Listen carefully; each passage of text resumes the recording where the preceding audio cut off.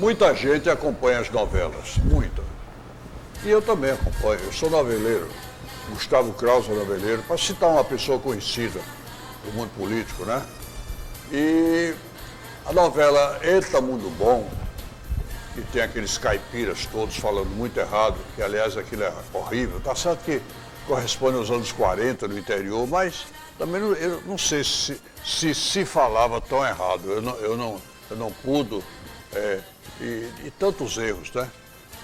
O desfecho deve acontecer agora, nos últimos capítulos, e dizem que aquela senhora que foi enganada pela sobrinha vai vencer o processo. Dizem que aquele menino vai pedir ao pai dele, que administrava a empresa daquela senhora, para dizer a verdade. Ele vai preso, mas depois é solto. E o menino volta a andar, parece que durante a audiência. Vai ter uma emoção muito grande. Mas o advogado Paulo Perazzo contestou algum andamento jurídico daquele processo no Facebook. Paulo Perazzo está aqui. Eu vou conversar com ele sobre isso. Bom dia, um dia feliz. Obrigado a Adilson Ramos, que mandou uma mensagem muito bonita para mim hoje de manhã, desejando uma semana feliz, semana maravilhosa. O grande cantor Adilson Ramos. E uma ternurinha para vocês. Paulo Perazzo, bom dia. Bom dia, meu amigo Samir. Fazia tempo que você não vinha aqui, né? Só que aí no rádio agora, né? Toda vez que você me chamar, eu estaria aqui com você. E foi agredido por um deputado que todo mundo diz que não tem compostura. Eu não trago ele aqui no programa. Não trago, porque a única vez que ele veio aqui, eu não gostei do comportamento dele também. Não agrediu ninguém, mas ele está sempre na expectativa de que vai agredir alguém. É daqueles tipos que o povo costuma dizer, gosta de ganhar no grito. E a gente tem que ganhar com argumentos. Bom, mas deixa isso para lá. Perazzo, você contestou o andamento jurídico da novela Eita Mundo Bom. Está errado aquele processo? Já que tu tocou na história da rádio, só para explicar às pessoas o que foi que aconteceu. Um deputado federal. Determinado deputado quer acabar praticamente com inviabilizar todos os tipos de aposentadoria. Né? E aí eu disse, olha, tá bom, tudo bem, vamos inviabilizar, mas vamos inviabilizar também a dos deputados. Não está certo, Perazzo? Porque a dos deputados... Está certo. Com pouco tempo de contribuição, você ganha tal. E aí o cara se transformou numa fera naquele momento. Uma fera mal educada e agressiva. Entendeu? E, infelizmente, eu tive que responder à altura, porque, afinal de contas, a gente não pode deixar uma agressão. O deputado passa 4 anos de deputado e se aposenta. Isso aí ele não quer acabar, ele quer acabar com a aposentadoria rural, a aposentadoria das pessoas humildes. Na verdade é o seguinte, Samir, existe o Instituto de Previdência dos Congressistas, certo? Como é que é feito? Congressistas são deputados federais e senadores. Vamos lá, você tem que ter 35 anos de contribuição, ok? Você tem que ter os 35, mas não 35 anos de mandato. Então, por exemplo, você pode pegar o tempo que você trabalhou numa empresa privada. Digamos 10 anos. Não, você tem, digamos aí, 32 anos na atividade privada. Você recolhe com carteira assinada ou no carnê, etc. Você pode levar todo esse tempo para lá, ok?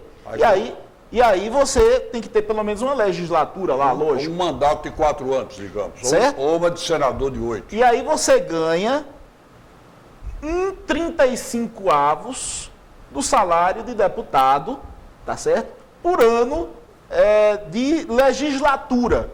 Eu fiz as contas na hora e eu mostrei o seguinte, que uma legislatura, se o cara, lógico, trouxer o tempo do INSS lá para o Instituto dos Congressistas, etc., ele vai ganhar R$ 3.700. Lógico, vai utilizar o tempo do INSS, mas é uma única legislatura. De 4 anos. De 4 anos. Então, o que é que eu mostrei? Eu mostrei que há, sim, distorções também lá nos congressistas. É muito fácil você falar simplesmente dos outros, vamos acabar com a rural, vamos aumentar o tempo. Lógico que mudanças têm que ser feitas e eu defendo essas mudanças. Algumas, porque senão a gente inviabiliza, quebra. Agora, por que quebrar na ponta mais fraca, que é o agricultor, do trabalhador, no chão de fábrica, no comércio, e não fazer a mesma coisa? Ou seja, a gente tem que fazer um sistema geral, levando em conta os militares, levando-se em conta os servidores públicos federais, que é quem causa um déficit maior na Previdência, levando-se em conta os deputados, sim, por que não? E levando-se em conta o trabalhador normal. É muito fácil dizer, não, vamos cobrar a conta dos trabalhadores, vamos fazer a reforma lá e vamos deixar a reforma cá sem fazer. Isso aí eu não aceito. Aí ele se desesperou e partiu para a agressão verbal contra o advogado Paulo Perazzo e foi descortês, deselegante, grosseiro. Respondi à altura, mas já que você tocou no assunto, eu queria que o pessoal de casa soubesse, na minha versão, que isso é o bom do direito. Sabe, qualquer história sempre tem duas versões. É muito interessante isso. Inclusive, essa história que você vai falar aí da novela, o mundo jurídico é um mundo encantador, sabe? E eu até recomendo para os estudantes, para as pessoas que queiram fazer direito, que quem tiver Netflix, assista aqueles seriados do Netflix, porque vão ter, digamos, uma inspiração do que é o mundo do direito. É um mundo duro, é um mundo cheio de ideias. E muita gente entra nele, invade ele sem conhecimentos, né? E é um mundo que você tem que ser, antes de mais nada, um estrategista. Em alguns momentos você tem que ser mais delicado, em outros momentos você tem que ser mais contundente, em outros momentos você tem que recuar, em outros momentos você tem que atacar. Então, infelizmente, nossas faculdades não nos preparam para a vida, elas nos preparam apenas para a prova, e aí você, o profissional, acaba tendo que aprender isso na prática e levando porrada. Então, é interessante que você assista Suits. Suits é um excelente programa jurídico no Netflix, uma série. Better Call Saul. Tem outro também, How to Get a Murder, que ensina o seguinte, é até interessante isso aí. Ensina, não que você vá fazer isso, viu, gente? Por favor, mas mostra uma advogada que consegue resolver qualquer homicídio. Qualquer homicídio ela consegue resolver. Por quê? Ela começa a mostrar qual é o pensamento jurídico que leva a você ganhar um caso de homicídio. Então tem toda aquela trama. Parece uma novelinha realmente, mas é uma novelinha interessante que logo no primeiro capítulo ela diz, olha, os 3 passos para você ganhar qualquer causa criminal. Quais são?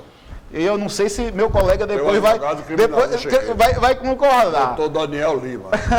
Mas eu achei fantástico a linha de pensamento. Primeiro, tá certo? Primeiro, arrumar outro suspeito. Você tem que tirar o foco do cara. Dividir o foco. E tem que jogar a suspeita para outro cara. Criar dúvida. Não é? Segundo, descredibilizar as testemunhas. Sim. Porque você, quando descredibiliza as testemunhas, o etc. peso dos depoimentos. E contratar, digamos assim, peritos para também descredibilizar as provas. Então ela diz no primeiro capítulo da How to Get Away a Murder, eu acho que é isso, bote murder, M-U-R-D-E-R. Murder, assassino em inglês, que você vai achar. Ela diz o seguinte, que o cara, o jurado, o juiz, ele tem que ter tantas dúvidas a respeito da culpabilidade do sujeito, que ele não vai ter condições de julgar o cara porque tem muita dúvida. E aí ela começa a desenvolver um raciocínio interessante. É interessante, é ficção, verdade, mas é gostoso de você ver qual é a linha de entendimento. Na verdade, isso não é nem direito, isso é sacanagem.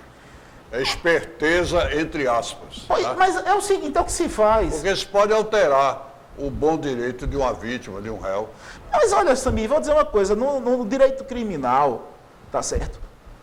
No direito criminal, você pode também utilizar esses três argumentos que eu falei de forma verdadeira. Tá certo? Estratagemas.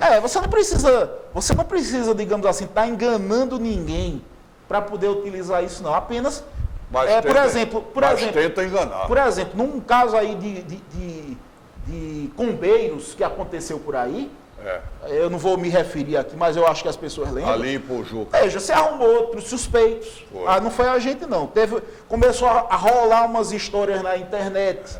tá certo? De que não foi a gente, que foi fulano. O cabelo da menina que foi encontrado na Kombi disseram que não era dela. Aí as testemunhas descredibilizaram, disseram que a testemunha era isso, disseram que a testemunha era aquilo. As provas, o fio de cabelo não tinha o bulbo do cabelo. Se tivesse o bulbo do cabelo, dava para fazer o DNA. Esse deputado federal que agrediu você grosseiramente no programa de Geraldo Freire, esse deputado é chegado a essa estratégia. Se você for para um debate e você começar a ganhar para ele nos argumentos, sabe o que ele diz? Perazzo, vocês não sabiam, não?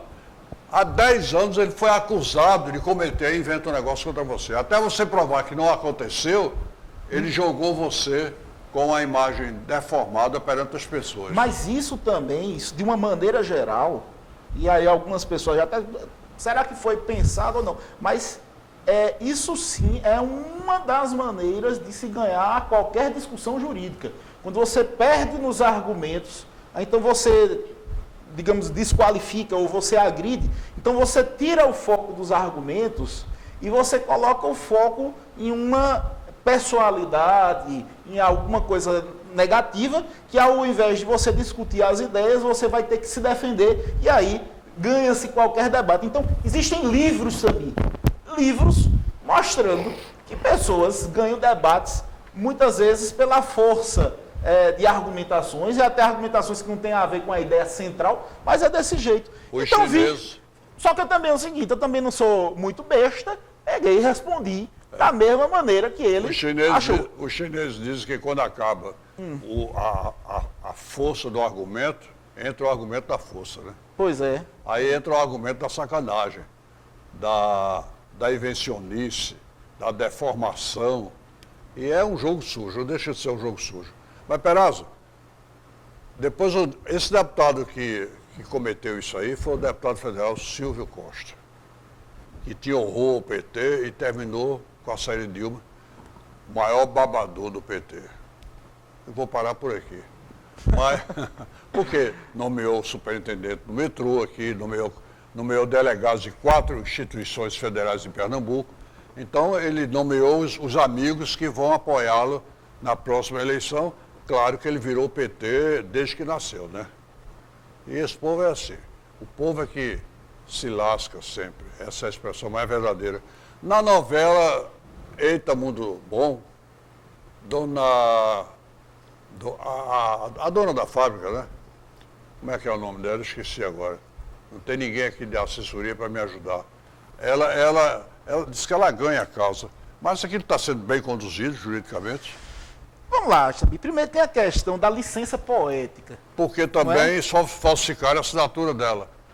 Dona Anastácia, pronto. Anastácia, né?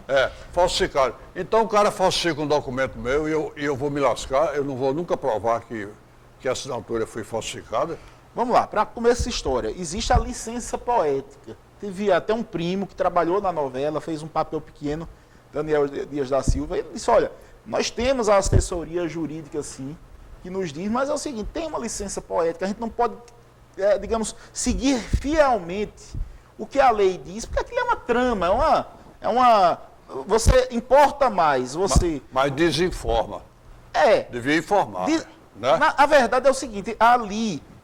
você lida mais com a emoção do público do que com a questão jurídica propriamente dita. Seria mais criticável se fosse num seriado desse que eu acabei de falar, os Suítes, etc. Se tivesse uma versão brasileira, sim, porque aí cada um ia ter que colocar as leis do Brasil em pauta, mesmo numa ficção. Ali não é uma novelinha e tal, mas eu brinquei no dia que eu achei o seguinte, qualquer doação, em especial uma doação de imóveis, ela tem que ter forma e conteúdo, ela tem que expressar um conteúdo verdadeiro, ideologicamente verdadeiro, e tem que ter uma forma prescrita, sob pena de se invalidar o negócio jurídico. Na hora que você faz uma doação de um imóvel, ou então a doação de todo o seu patrimônio, através de um documento, de um papel, de um contrato, de uma doação feita no computador, aquilo ali não houve a utilização do instrumento correto que seria um instrumento público, que é uma escritura feita através de cartório. E por que isso? Porque é o seguinte, nós temos conhecimento, que já aconteceu isso no Brasil inteiro, que mesmo nos cartórios já houveram problemas, tá certo? Aqui, ali, acolá, explode a notícia no Brasil de que uma escritura foi falsificada, de que aconteceu isso, aquilo. Mas, de qualquer maneira, se tem uma confiabilidade 98% maior de que se foi feito no cartório, o tabelião, ele não ia se queimar, ele não ia perder o concurso dele, uma mina de ouro, que é um cartório que todo mundo sabe, em troco de um negócio mal feito. E aí, se ele perder aquela fé de ofício, se ele perder a credibilidade, ele perde o cartório. Então, é importante que seja feita a forma e o conteúdo. Isso também não implica, Sami, que aquela doação ela tivesse sido, digamos assim, inconsolidável. Como assim? Por exemplo, ela fez a doação e a própria dona não contestou mais. Aquilo ali vai gerar um uso capião lá na frente, certo? Se ela não contestou, se ela deu e foi embora. Agora, o mais interessante é que a própria sobrinha agora, ela quer interditar a tia, dizendo que a tia... Interná-la como louca. Louca. Bom, a loucura, ela não tem um dia específico para acontecer, tá certo? Então, era muito possível se utilizar da loucura da tia para invalidar a própria doação. Ó, se ela estava louca, então, ela não porque podia doar poucos nada. meses antes ela deu tudo. Porque seria um ato de loucura você ficar na miséria, doando tudo para outra pessoa, sem ficar com absolutamente nada, a troco de quê? Só pode ser a troco de uma loucura. Então, assim, a sobrinha, que foi a donatária que recebeu, está levantando uma questão que poderia ter sido utilizada por quem doou. Diz, olha, eu não estou bem das minhas faculdades mentais, me atrapalho, etc. Como é o nome dela? Não, a tia. Anastácia. Dona Anastácia, eu devia contratar você como advogado. Eu até brinquei. O advogado dela é fraco. Eu até brinquei com o Daniel, que é meu primo, que atuou na novela. Eu disse, ó, faz o seguinte, arruma uma ponta que eu vou aí como advogado ator pra gente tentar botar a coisa em ordem aí, mas... Deixa eu chamar o intervalo, eu já volto conversando com os meus convidados de hoje. Me dê só um tempinho que eu volto já. Sadia Urbana, secretário da cidade. Os trabalhos de preservação ambiental, as pesquisas para salvar a biodiversidade e os projetos de desenvolvimento sustentável. Um compromisso sério com você e com o meio ambiente. Todo domingo, 5h30 da tarde, não perca o respeitado e premiado Repórter Eco. Cuidado, vontade de querer o bem, de querer o melhor. Cuidado é proteção, é respeito. Vamos olhar para o ontem com leveza e ter a certeza de que o hoje é ainda melhor. Porque são as experiências que formam a nossa identidade. São elas que conservamos com cuidado para nunca esquecermos quem somos. Real Hospital Português, 160 anos de história e cuidado com os pernambucanos. Esta é a Imediata, uma empresa que trabalha incansavelmente dia e noite e que tem no ser humano seu maior compromisso. A Imediata dispõe de profissionais cada vez mais capacitados e treinados. Por isso, a Imediata inova com equipe altamente qualificada. Nossos produtos e serviços têm ação imediata no controle de pragas urbanas, dedetização, controle da dengue através de equipamentos específicos, controle de escorpião e moscas, desratização, descupinização, afugentamento de pombos e morcegos, capina química, limpeza e higienização de caixas d'água e cisternas. A Imediata Saúde Ambiental mais uma vez saiu na frente. Isso faz dela uma empresa amiga do meio ambiente. Ligue agora 3028-3313 ou acesse o nosso site www.imediatasaudeambiental.com.br. A violência urbana, os problemas da comunidade, a ação da polícia, a reação do povo. J. Ferreira agora, uma verdadeira força-tarefa contra o crime para fazer valer o seu direito. Você não tem condições de ser um agente público de segurança. Programa J. Ferreira agora, o repórter do povo. De segunda a sexta, 1h40 da tarde. TV Nova, o brilho da gente. Saniapuana, secretário da cidade. Sexta-feira eu fiquei devendo uma ternurinha para seu Severino Antônio da Silva. Ele é aposentado, não perde meu programa. Ele tem 73 anos, mora em Jardim Atlântico, Olinda. Seu Severino Antônio da Silva, desculpe que sexta-feira eu não mandei a sua ternurinha. Estou mandando hoje. Felicidade, paz, saúde. Uma semana abençoada por Deus. Doutor Daniel Lima faz direito criminal, advogado criminal, criminalista, como diz o povo. Ele está fazendo hoje a estreia dele aqui no programa, que ele vai vir aqui muitas vezes. Espero. Doutor Daniel, prazer em recebê-lo. Prazer é nosso também. Comente um pouquinho esse assunto que eu abordei com o seu colega Paulo Perazzo.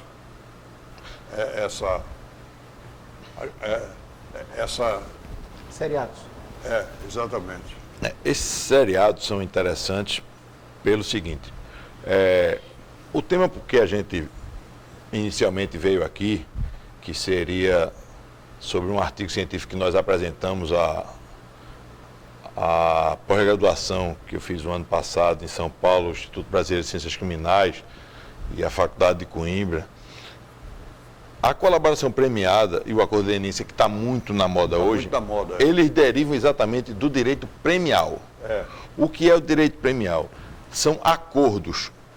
E esse direito premial foi muito interessante o que Paulo falou, porque ele é um direito alienígena, ou seja, ele vem do estrangeiro.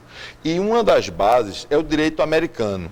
Esses seriados que ele falou, e quem já assistiu alguns seriados americanos, tem o que a gente chama de pre-burning, que é o acordo da pena. Então, no direito penal ou no direito civil americano, tudo é levado a júri, ou seja, é um sistema completamente diferente do nosso. Nosso sistema é um sistema aqui de origem alemã, de origem romana, né, que é o sistema romano, ou seja, baseado em leis.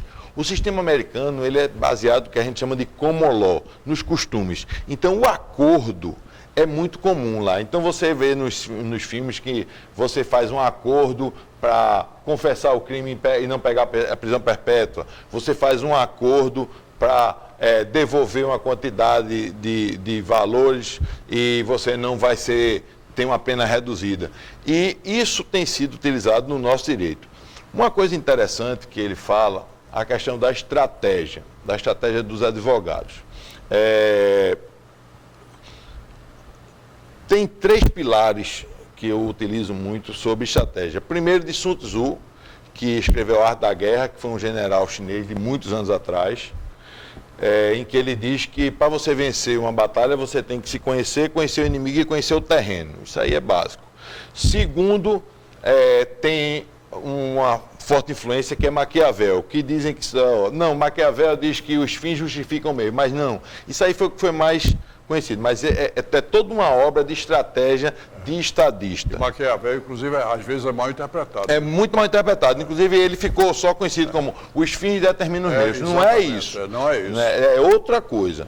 E uma das últimas definições de estratégia, depois é muito utilizado pelos consultores de empresas, que diz o seguinte: a estratégia é a arte de chegar ao final entre os primeiros.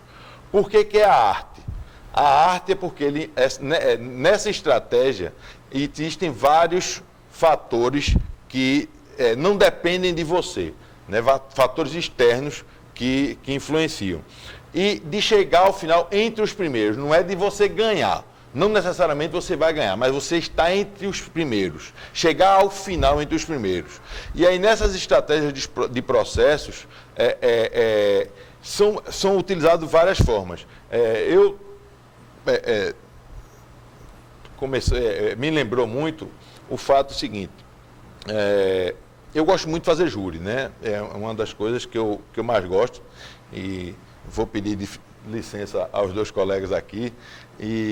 Mas tem uma máxima na faculdade, que na faculdade você namora com o direito penal noiva com direito penal, mas casa com direito tributário, né? Ou com direito civil. É lógico, né? Porque é o que dá realmente dinheiro. Tudo repercute. E a gente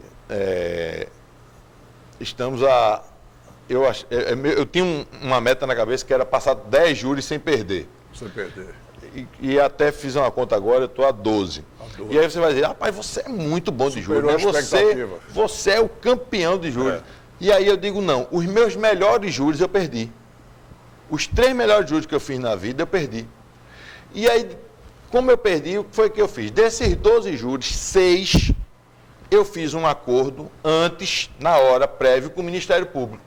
Eu mostrei, em 3 eu mostrei aos promotores que não tinha prova e que o promotor de justiça, que é um fiscal da lei, ele tem a obrigação de pedir...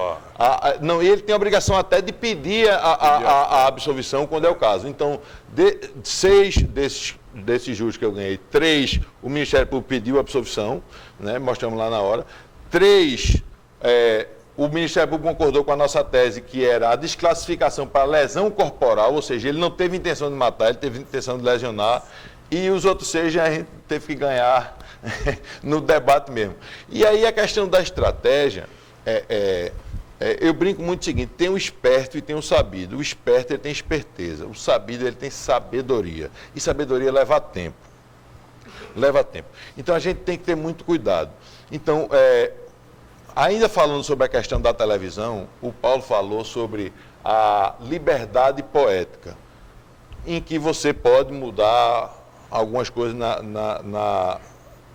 do direito. No andamento da novela. No andamento da novela. Do enredo. Mas o que a gente tem observado, e eu tenho criticado muito, é que na imprensa de jornalismo, nos noticiários de jornalismo, é preciso uma assistência, uma assessoria jurídica. É verdade. Porque, por exemplo, tem saído assuntos absurdos e decisões absurdas, né? No nosso caso, no nosso artigo, a gente faz uma diferença básica entre a colaboração premiada ou delação premiada e o acordo de leniência. A colaboração premiada, ela é feita com a pessoa física, ou seja, proposta pelo delegado, proposta pelo Ministério Público, ou representada pelo advogado, mas com o aval do Ministério Público e homologada por um juiz. E o que a gente discute é o poder discricionário de que o juiz tem que, parágrafo 8º do artigo 4º, o juiz receberá em sigilo aquela proposta e ele vai analisar a legalidade, a adequação e poderá fazer alguns acertos necessários. Nesses acertos necessários, você abre um leque para uma série de coisas. Já o acordo de leniência, ao contrário da colaboração premiada, é um acordo feito da pessoa jurídica com o Conselho de Administração, o Conselho Administrativo de Defesa Econômica. No Lava Jato é esse que está funcionando. Exato, mas veja bem, aí tem 2 tipos de acordo. A colaboração premiada, que é contra o investigado, e o acordo de leniência, que é com empresas. Então, essas empresas é um acordo feito com a administração. A lei prevê, né, a Lei 12.559, que é a nova lei antitruste, enfim, ela define alguns crimes, como, por exemplo, os crimes de cartel e o crime de associação criminosa, e ela diz que se a empresa fizer esse acordo de leniência com o Conselho de Administração e Defesa Econômica, através da Secretaria Geral Econômica, com o aval do TCU, você poderá não ser denunciado, poderá ter suspensa a punibilidade e poderá ter, inclusive, depois de cumprida, extinta a punibilidade. E aí o que se questionava é que isso seria ilegal, porque o Ministério Público ele não fez essa proposta. Agora, uma recente mudança, precisa-se da opinião do Ministério Público nisso aí, mas ela não tem homologação jurídica. O juiz não homologa o acordo de leniência. E alguns criticam que ela é inconstitucional, que ela é ilegal, e ela gera uma grande insegurança jurídica.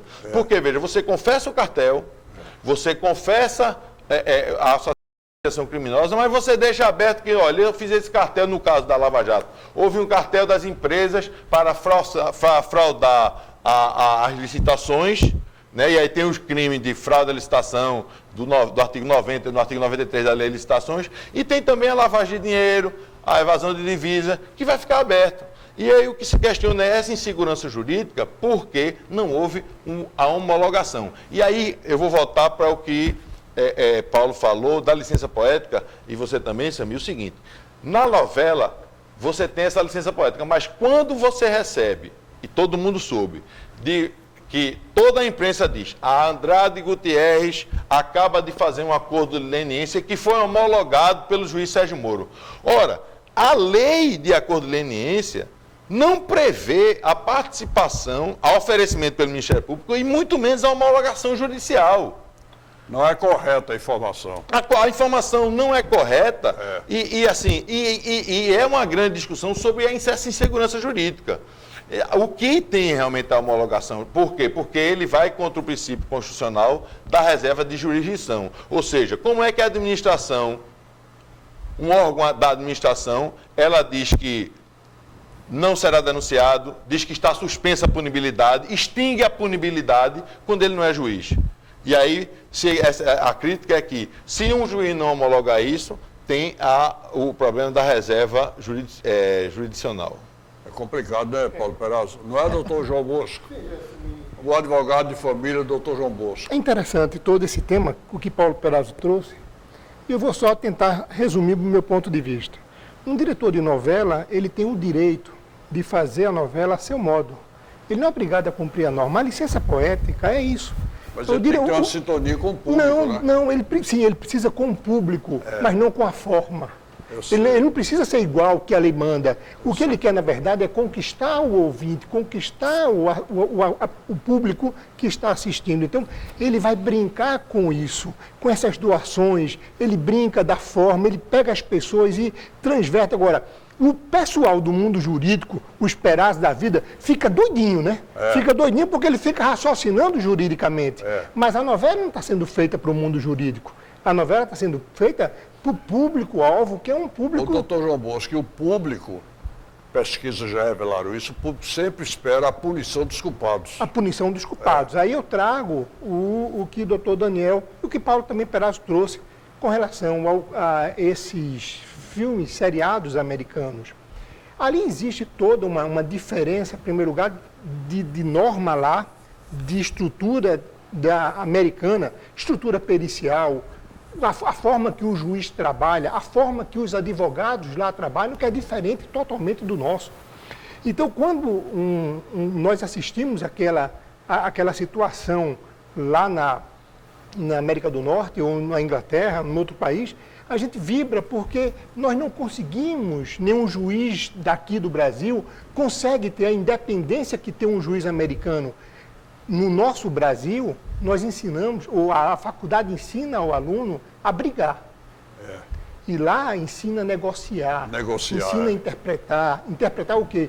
Os casos que foram julgados no passado, eu trago ele para o presente e aí eu tento desvencilhar. Então, o direito criminal nosso está séculos-luz de distância do americano. Agora, para quem tem essa estratégia como advogado, é o jovem estudante de direito, sim, precisa sim que um advogado, que um estudante de direito tenha estratégia. E a estratégia veio, como o doutor Daniel falou, ler bons autores como Maquiavel, entre outros, mas também a ética que o profissional deve ter, a consciência que o profissional tem que ter. Porque ele sabe que vai ter muitos conflitos, a situação do advogado nosso é totalmente diferente do advogado da América do Norte. Nós aqui sofremos o volume de estudantes de direito que é colocado todo semestre na rua, sem ter condições, pois as nossas faculdades não estão ensinando o que deveria ensinar. Ele não aprende a prática, ele aprende a teoria. Só a teoria. Só a teoria, e esse aluno fica perdido.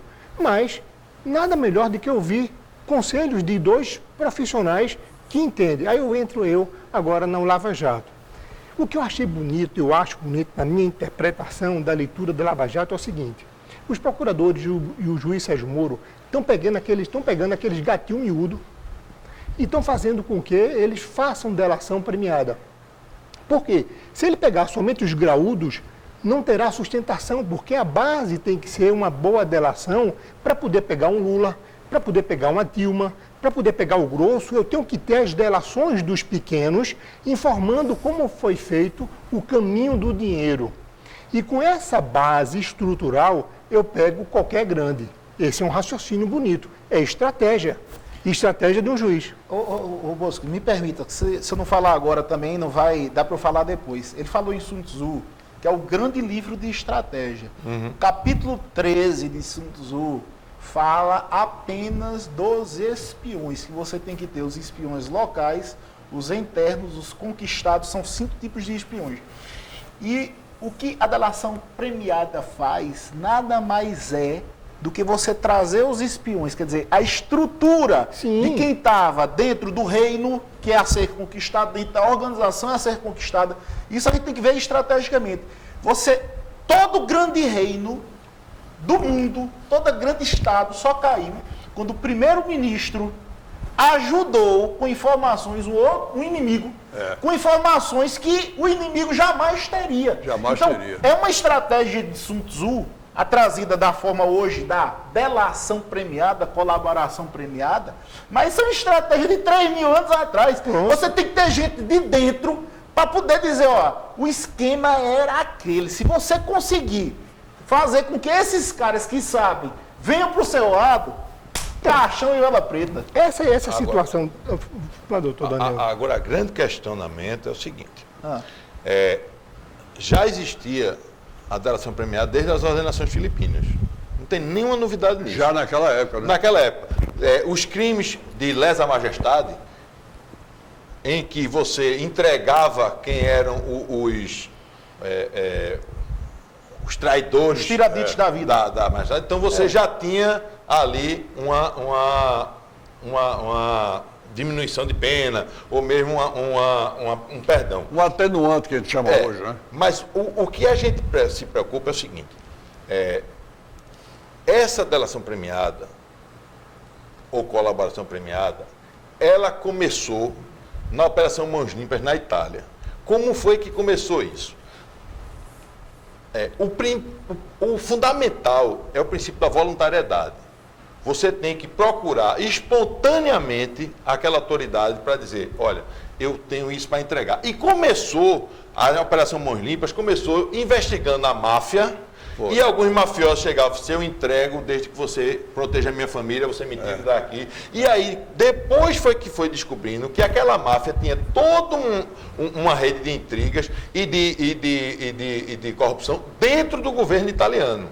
Da mesma forma, a Lava Jato começou investigando um doleiro, Alberto Youssef, por isso que o nome é Lava Jato, porque era exatamente num posto de gasolina que ele tinha. Depois investigou as relações dele com outro doleiro, e a partir daí, que Sérgio Moro já tinha condenado ele em 94 no Banestado, ele já era cliente de Sérgio Moro, o Alberto Youssef, e aí a partir dali, quando pegam ele, e quando pega principalmente o Paulo Roberto Costa, e aí ele entrega toda uma estrutura de organização. Agora, veja, o que a gente questiona, e já a população também já está questionando, é o seguinte, veja, tem uma estatística, o seguinte... Só uma coisa, eu não estou questionando não, inclusive eu não questiono não, eu discordo dele, eu discordo do raciocínio dele. Daniel, viu? Para não pensar eu também, eu não sou contra a Lava Jato. Eu discordo. Eu não sou contra a Lava Jato, nem contra a delação premiada. Eu discordo daqui a pouco. Agora, o que eu acho, e isso está provado, tem uma estatística que diz que nem todas as pessoas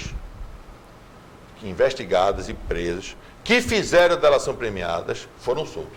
Mas 100% dos que foram soltos após a prisão temporária ou preventiva fizeram delação premiada. Então, cadê a voluntariedade? O próprio juiz Sérgio Moro, no livro do Vladimir Neto, que historia, ele diz que realmente o princípio da voluntariedade ele relativiza porque diz que é óbvio que quem fez a delação premiada queria um benefício. O que a gente tem que questionar é o seguinte, eu tenho batido nisso, já disse até num programa no programa Políticas aqui da Rede Nova, com o Antônio Magalhães, Tonico, que eu digo o seguinte, e tenho dito sempre, tem uma pessoa que eu particularmente não tenho simpatia por ela e acredito que muito pouca gente tem pela forma como fez e tudo, que é o Eduardo Cunha. Sim. Eu realmente não tenho simpatia por ele. Mas eu quero para Eduardo Cunha as mesmas garantias constitucionais, Isso. as mesmas garantias legais, Isso. do ordenamento processual, Mas veja a bem. mesma dogmática penal que eu Não. quero para ele, eu quero para a pessoa que eu mais amo, que é meu filho. Ô, Samir, Mas- veja só. Na hora que a gente abre mão Samir. das garantias constitucionais e a gente abre mão e flexibiliza a dogmática penal, aí a gente flexibiliza. Aí é que os fins não podem determinar os meios. Daniel, a gente tem uma situação no mundo que é única e a gente tem que ter soluções que também são únicas. Para você ter ideia, em números absolutos, o país tem 69 mil homicídios por ano, certo? Em segundo lugar, vem a Índia, que tem 1 bilhão de habitantes. Nós temos 200 milhões. Tem 5 vezes mais do que a Tem gente. 5 bilhões. A Índia tem 49 mil homicídios. Tem menos. Em números absolutos. Com a população Aí a 5 gente vezes maior. A gente vai para os Estados Unidos, que tem uma população um pouco maior. são 350 milhões. 250 milhões, mais ou menos. Tem 17 mil homicídios. Ou seja, nós temos no país uma situação fática que só existe aqui no mundo inteiro. Então a gente não pode trazer princípios que são aplicados lá fora e funcionam lá fora ante uma característica muito própria do nosso sistema. Deixa eu chamar o intervalo. Mas eu tenho que terminar de falar que eu ainda vou... Se vai terminar, o doutor João vai contestar. Pronto. Só Eu já ia rapidinho, entrar eu volto agora na já. balança. Eu volto já. Sania Urbana, secretário da cidade. Até nos momentos mais tranquilos, ela consegue se meter em confusão. A Pantera Cor-de-Rosa, de segunda a sábado, 6h35 da tarde. Tudo vira notícia, mas algumas fazem pensar. Mudam a forma de enxergar o mundo e transformam você. Nova Folha de Pernambuco. Novo projeto gráfico. Nova abordagem jornalística. Mais moderna, ágil, analítica e dinâmica, para deixar você sempre bem informado. Bom, está aí algo que nunca vai mudar. Folha de Pernambuco. Virou notícia, mudou você.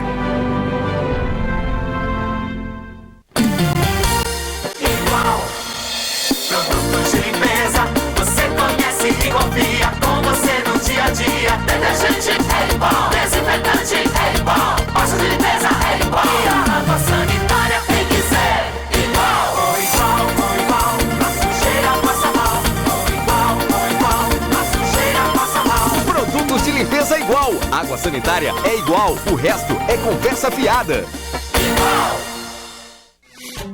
Os principais momentos da rodada, lances polêmicos, os esportes brasileiros debatidos por quem entende do assunto, com a sua participação, torcedor. A sua participação é muito importante para nós. Programa Nova Esportes, de segunda a sexta, 12h30. TV Nova, o brilho da gente. Sania Urbana, secretário da cidade. Paulo Perazzo, termina aí seu argumento. Vamos lá, terminando o que eu estava falando agora. A característica da delação premiada aqui no Brasil tem sido criticada pelos advogados criminalistas, porque na visão deles falta a voluntariedade, tá certo? Qual é a falta de voluntariedade? É o seguinte, porque o cara está preso, e aí Renan Calheiros quer mudar a lei. Não, se você estiver preso, você não pode fazer delação premiada. Tem que ser algo espontâneo, tem que ser algo de arrependimento, tem que ser algo quase espiritual, católico, evangélico, de você se arrepender dos seus pecados e procurar voluntariamente a autoridade para fazer a sua delação. Não é assim que funciona. O que é que está acontecendo hoje? O sujeito está preso, ninguém está botando a faca no pescoço dele para ele fazer a delação. Muitas vezes, inclusive, é estratégia dos advogados criminalistas dizerem para o promotor, para o procurador, eu quero propor a delação, meu cliente quer, porque ele não está conseguindo fazer cocô num buraco, que hoje, quem não sabe, é um buraco na cela, um cara que é acostumado com luxo, e aí, olha, Ninguém é obrigado a fazer a delação. Ninguém vai te botar uma faca no pescoço porque você está querendo fazer a delação premiada. O fato é que hoje em dia se tem melhores resultados e a gente tem um país único no mundo, que aqui é o único lugar que existe até essa decisão do Supremo, que ainda não pegou, 4 instâncias judiciais, 4. No mundo todo é o duplo grau de jurisdição, nós tínhamos 4 aqui, processos que passavam, Luiz Estevão passou 25 anos e ainda não tinha ido para a cadeia, bons advogados, e não estou falando de todos, bons advogados que prometeram o que a Marcela Odebrecht, vendendo esperança. Olha, o sistema é leniente, quem não sabe, leniência é suavidade. O sistema no Brasil é suave, vamos entrar com isso, tal. E aí é o seguinte, muita gente, infelizmente, ganhou muito dinheiro em cima da leniência, da suavidade do sistema, e quando o sistema pela primeira vez está funcionando, aí é uma pancada muito grande contra o sistema querer simplesmente que as coisas voltem ao que era antes. Doutor João Bosco, com a palavra. Samir, eu acho maravilhoso estar do lado de um advogado criminalista, porque diante de todas essas prisões que aconteceram, nenhuma delas, todos eles tiveram e têm direito constitucional garantido, recorreram em primeira instância, recorreram para o TRF da 5ª Região, recorreram para o Superior Tribunal de Justiça, alguns recorreram para o Supremo. Você veja, não foi tirado deles o direito de recurso.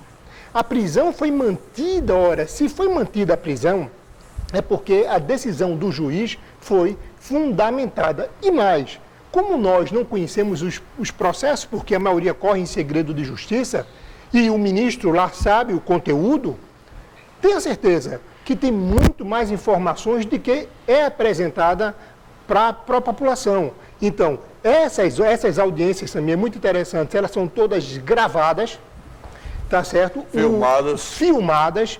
O João Santana e a esposa saiu porque deram muito boas informações para a justiça e eles colaboraram, que a intenção da justiça é colaborar, e não existe essa falta de liberdade que alguns advogados afirmam, e advogado criminalista hoje vai sofrer se isso pega no Brasil, porque eles vão deixar de ganhar graninha boa. Porque o cara dizia, a leniência e o Brasil é um país leniente. E agora, pense 2 vezes antes de prometer a seu cliente, se você fazia isso, olha, tu vai sair com facilidade. Aqui o processo vai passar 100 anos e tu jamais será preso. Então isso está se mudando, esse conceito no Brasil, isso é extremamente importante, é um Dom Quixote chamado Sérgio Moro, modificando isso e mostrando à população que o crime não compensa. E esse é um exemplo que se deve ser seguido. Então, Samir, eu parabenizo aos procuradores da República, eu parabenizo a Polícia Federal, que está fazendo um trabalho maravilhoso, eu parabenizo aos juízes federais sobre a bandeira de Sérgio Moro, pela beleza do processo, pois até hoje nenhum desses figurões, o cara mais rico do Brasil, ou um dos mais ricos do Brasil, não conseguiu sair da cadeia e agora ele está fazendo um acordo. Então, se o meu amigo Lula eu não conheço, cuidado, vai chegar mais cedo ou mais tarde. Dilma, a Zé Serra agora, já saiu informação, essas informações... Padilha, Eliseu Padilha. Padilha, o presidente do Senado, cuidado, por conta de quê? O Sérgio Moro, juntamente com a Procuradoria da República, eles soltam as informações que são importantes para mostrar à população de que essas pessoas que estão presas ou que estão sendo investigadas possuem o rabo preso. Então, isso dá a ele a garantia e a população tem vestido essa camisa, a não ser, logicamente, aqueles partidários de um determinado partido, que o partido provavelmente irá ser cassado, porque o partido está envolvido também em desvio de dinheiro. Samir, isso é uma coisa bonita para o Brasil, que há muitos anos, até eu como advogado... É um episódio positivo. Positivo. E desperta a esperança de que esse país está deixando de ser o país da impunidade. Né? Quer falar, Paulo? Não, eu acho que é a vez de Daniel, Daniel, fazer a réplica. Doutor Daniel Lima. A tréplica dele, né? Doutor Daniel Lima. Eu queria deixar algumas coisas bem claras. Você não é contra? Eu não sou contra a delação premiada. Eu não sou contra a Lava Jato. Eu só acho, e aí eu não posso abrir mão, e não é enquanto advogado. Eu sempre separo o Daniel Lima, OAB, e o Daniel Lima, CPF, que é o cidadão, certificado de pessoa física. O que eu não posso transigir é que existe uma regra do jogo e a lei de organizações criminosas, a lei que prevê a delação premiada, é uma lei muito boa, é uma lei excelente. O que nós questionamos, e nós questionamos cientificamente, é a discricionariedade, é quando o juiz, ele pode ou não se adequar, porque acha que é mais interessante ou não interessante, fazer determinado tipo de coisa. Então, o que a gente mostra é que a lei diz, o Ministério Público pode propor, o delegado pode representar e o juiz homologará, observando a legalidade, entendeu? A regularidade do acordo, porque é um contrato mesmo. E poderá fazer adequações que achar necessárias. Nesse momento em que ele pode fazer adequações que achar necessárias, você tem pessoas que estão condenadas a regime fechado e em prisão domiciliar. Mas veja isso bem, é certo? Não, mas isso é punir? É porque a delação... Isso é acabar com a impunidade? Não, mas porque é o seguinte, a delação precisa ser confirmada. As informações ali passadas, não é somente as informações. Mas não é tem isso. que passar as informações e tem que provar o que está dizendo. Ele pode provar, mas o que eu não aceito é que, porque essa delação foi interessante para mim, eu vou dar a ele uma coisa ilegal. Porque é ilegal. Quer estar em casa. Quer estar em casa num regime fechado. Bom, por exemplo, você tem... Além de prever... Por causa dessa... Só, Daniel, só isso. Foi por causa dessa vantagem que o cara diz assim, porra, peraí, Marcelo Odebrecht pegou 20 anos, fulano de tal pegou 40. Tá comendo um ano de cadeia. Pegou 40. O Almirante Otto. Tá todo mundo dizendo que fui eu. E eu tô segurando essa onda, por quê? Pra beneficiar esses caras? Não. Sabe? Então... Mas ele na delação, ele tem que assumir o que fez. Qual é a ideia? E devolver o que fez. Sim, qual é a ideia dos caras? E aí é que tá. Sabe de uma coisa? Eu não vou cair só. Mas sabe agora vai cair todo mundo. E, por enquanto, o que eu tô achando supimpa disso tudo é o seguinte. Estão desmontando a estrutura de ideias. Pela primeira vez na vida, a gente sabe como era a corrupção por dentro da parede, onde era o vazamento dentro da parede. Então, eles estão mapeando qual era a ideia que os caras tinham, a operacionalização. E neste primeiro momento, ou você tinha delações premiadas do alto até a escala mais baixa, você não ia saber mapear como é que funcionava mas o esquema a gente criminoso. não é contra isso. O que nós queremos mostrar que é contra é o seguinte. Eu tenho um caso concreto. O camarada chegou para me contratar, disse, doutor, eu fiz a delação premiada num esquema no interior. E aí eu disse, tá, me mostra. Ele entregou tudo, porque na delação premiada você tem que entregar a organização, você tem que, você pode ser o líder ou não, mas se você não for o líder da organização criminosa, você foi o primeiro a entregar o que aconteceu. Se você não teve vantagem, e aí o que é que acontece? A delação premiada, ela tem 3 momentos: o pré-processual, o pré-processual é quando está na investigação, o processual que é durante o inquérito e o pós-processual. Nesse caso, o acordo dele, que ele foi feito, foi que ele teria uma redução de pena em 2/3 e a pena teria que ser restritiva de direito, quando na verdade ele tinha direito a não ser denunciado. Acabou. Terminou. Doutor João Bosco, hoje o senhor falou um pouco, não me deixou Paulo Peraz não me deixou falar. Eu também. Não, eu convidado, eu não conheço o doutor Daniel direito, mas Paulo fala muito, entendeu? Também. Foi todo mundo. Uma próxima eu falo mais um pouquinho, mas não chame Obrigado, Paulo, doutor não. João Bosco. Doutor Daniel Lima, obrigado. Paulo Peraz, obrigado. Um abraço. Obrigado a você, até o próximo programa. Papai do Céu lhe abençoe e uma ternurinha para você.